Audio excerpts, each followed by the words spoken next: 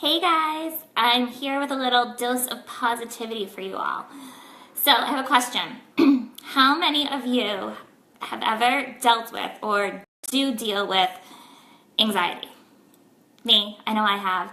So I woke up in the middle of the night super anxious and I was tossing and turning and worried, and after a couple of hours and in the day, the break of dawn, I finally got a grip and I realized I was reminded of something. So typically when we're anxious or have these anxious feelings, it's because we are so focused on kind of the future, right? We're living in the future as opposed to in the current moment. And we're all guilty of this at some point or another.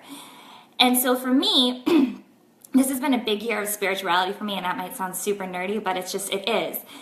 And I've come to learn when I feel anxious, it's usually because I'm out of touch with myself. And the really cool thing about, spirituality is that something I didn't realize till recently, it's not necessarily, yes, you are feeling connected to something bigger, but it's your connection to yourself to start, right? And so for me, I've come to realize when I feel connected to myself, or when I carve that time out, I'm able to accept where I am and be at peace with where I am and kind of be fully present in the moment. And when I lose touch with that, life gets so busy, we have so many things to do. Our to-do lists grow by the day, and we're constantly thinking, I didn't get enough done, like I gotta do more. And that's when it starts to get away from you and you start to feel like very anxious. And so I wanted to share some of my tips with you guys in terms of what has worked for me and helped me to kind of keep that in check, because I am someone who is constantly on the go and I can never sit still, and I'm always thinking ahead to what's next, and always excited for tomorrow or, my next trip or whatever it might be. And so like really reeling it in helps me with my anxious feelings. So some things that are huge. I cannot say enough about meditation, and I used to roll my eyes at it, so I get it if you do too. And I'm not asking you to sit down and chant or anything like that, which that does work for some people. But to start, I'm just asking you to carve out a couple minutes each day of quiet time for you to be alone with yourself. No distractions, just true quiet. And when you do that, initially your mind might run all over the place. But with time, what it does is it allows you to kind of listen to your intuition, get more connected to yourself, remind yourself and realize that you are doing everything that you need to do and you're doing enough, because we can always do more, right? We got to set those boundaries for ourselves. And when you can connect to yourself, you feel at peace with who you are and you realize that you're doing the best you can. And it allows you to kind of like each moment throughout your life be more present. It allows you to focus on where you are and put your attention there. So that's a huge thing. I can't say enough. Meditation is truly life-changing. Just start with a couple of minutes each day.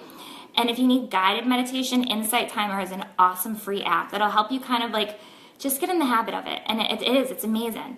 The next thing is maybe like a walk in nature. Just something, again, no distractions, where you can be alone and have quiet to think.